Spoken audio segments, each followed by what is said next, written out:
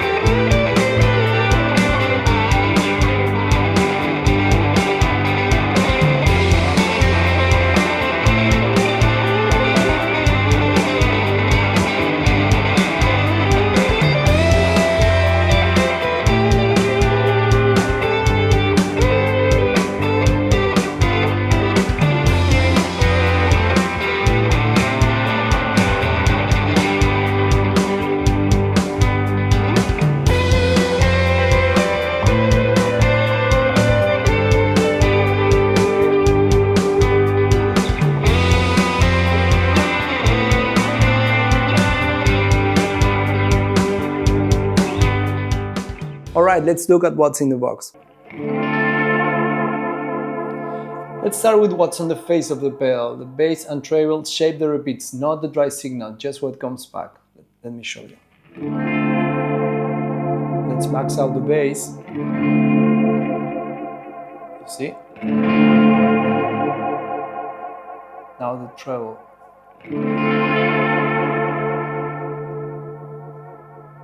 It shapes the repeats, not the dry signal.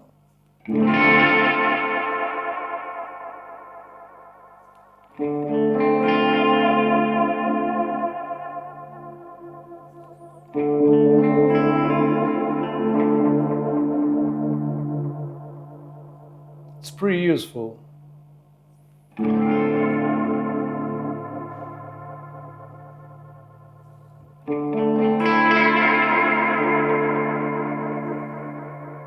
Then you have time, repeat, and level, which are your standard delay controls. Time set the delay time.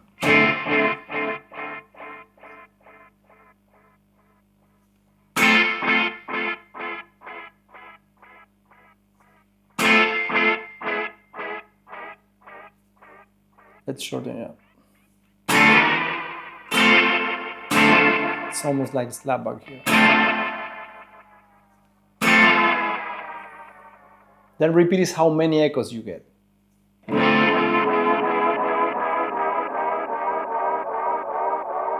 Let's max it out. It gets messy pretty fast.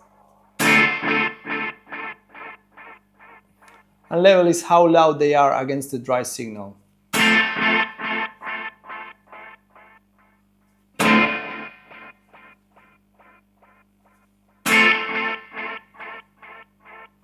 Let's max it out.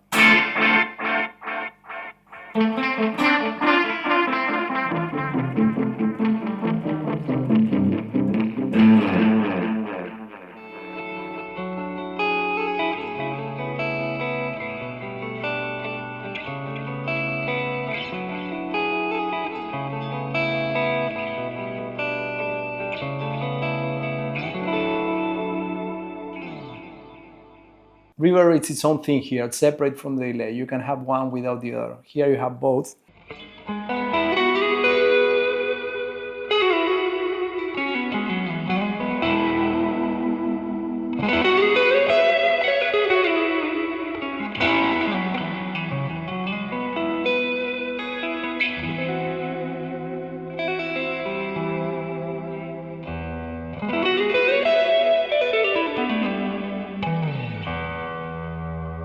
Now just the reverb.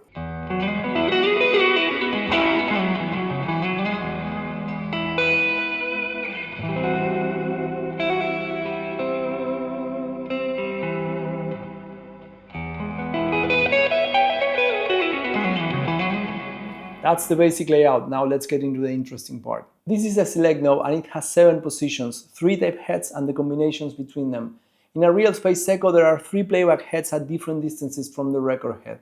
The further away the head, the longer the delay. That's how tape echo works mechanically, and this pedal models that. Head 1 is the shortest, head 2 is medium, and head 3 is the longest.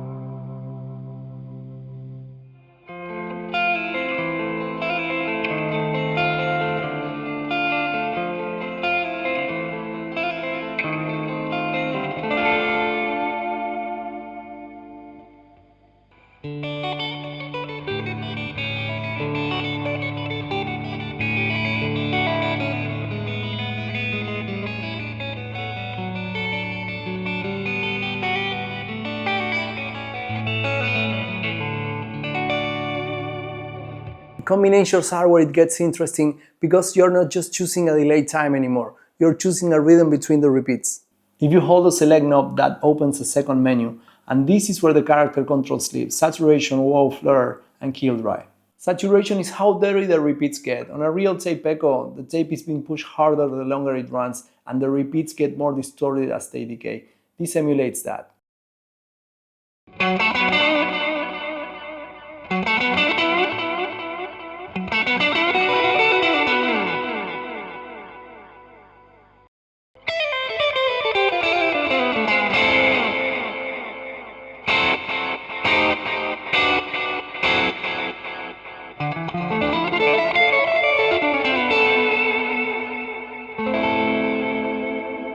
Wow and flare are the tape modulation controls. Wow is the slow pitch drift and flare is the faster wobble.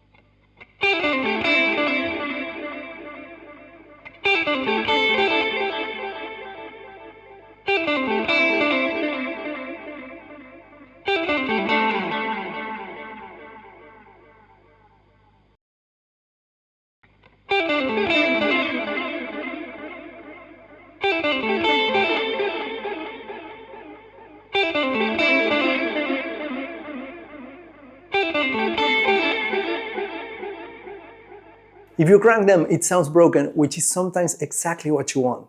Kill dry is a switch that kills the dry signal and only lets the wet through, which is useful if you're running the pedal in parallel with another signal path, through an effects loop send and return, for example. Most people won't need it, but it's good to have.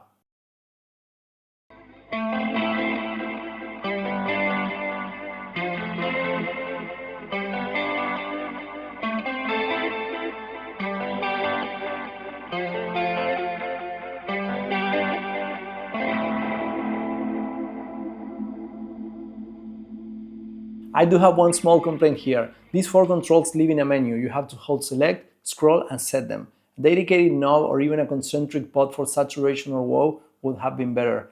These aren't controls you are tweaking on the fly, but still. The reverb is a spring reverb and it wasn't added as an afterthought. It's modeled on the spring reverb that was inside the original Space Echo. Drippy, splashy and pretty specific. You can use it without delay and some people won't, but it's there. Past noon it gets slashed without washing out the repeats, and that's not always the case. With combined delay and reverb pedals, usually one drowns the other. Here they sit next to each other.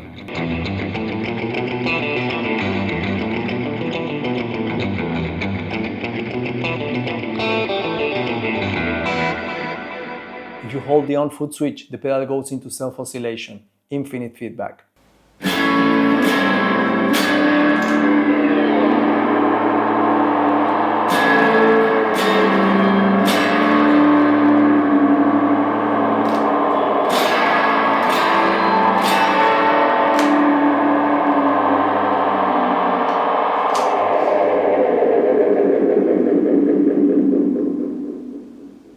What makes this one good is how it behaves when you move the time knob while it's oscillating. That catch-up sound, the pitch sliding as the delay time changes, that's the Space Echo thing, and it's what people want out of a Tape Echo pedal. This one does it really well. The tap tempo foot switch is on the right. You tap a tempo and the delay syncs to it. If you hold it, the display switches between milliseconds and BPM. There are 3 subdivisions: quarter note, dotted 8, and triplet.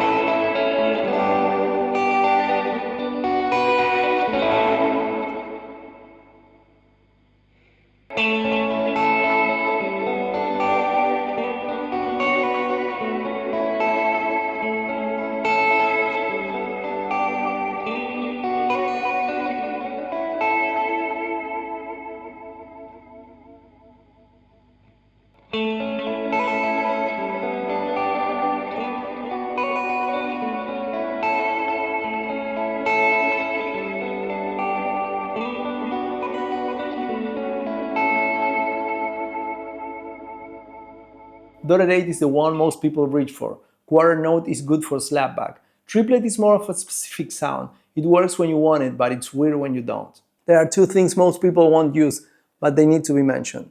The first is MIDI in and out on mini TRS jacks on the side. It comes with adapter cables for full-size 5-pin MIDI. If you run a pedal board with a MIDI controller, this pedal responds to it. Tap tempo, head selection, parameter control, all of it. One thing to note, the included cables are an angle, so when you plug them in, they stick out. If you're putting this on a board, get angled cables. The second is the expression pedal input. You can assign to it time, repeat, or level, one at a time. I have one tiny more complaint. This pedal has full MIDI but no onboard presets. You can MIDI control it, but you can't save a sound to the pedal and recall it. For a pedal at this price with this feature set, that's one thing I want added. One more thing before we get to the comparison. This pedal has a looper built in. If you hold both foot switches at the same time, it puts you into SOS mode, sound on sound, with 40 seconds of stereo loop time.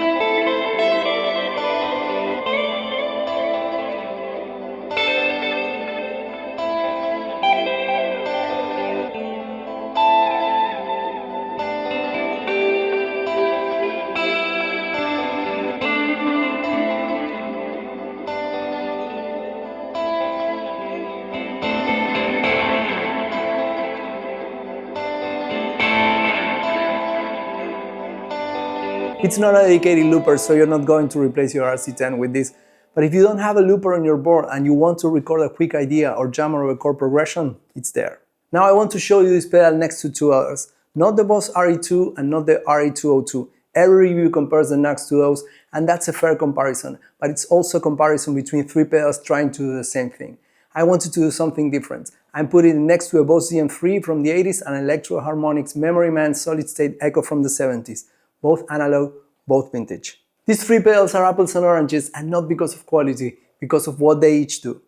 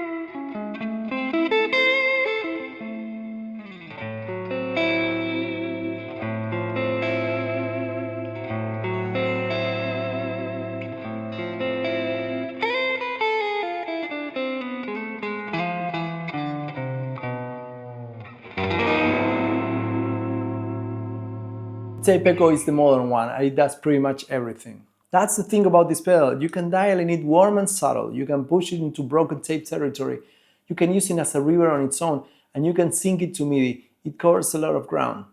Stereo outputs MIDI, small enough to fit on a board. If you're playing a modern rig, this pedal fits right in. Who it isn't for?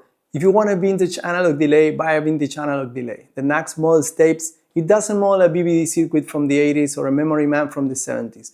Those pedals exist, they are out there, and they do things this one can't. If you want the absolute best tape echo emulation on the market and money isn't a factor, the Boss RE202 is probably still the answer. This isn't that. It's 90% of that for less than half the money. What I changed is the onboard presets, and that's the one thing.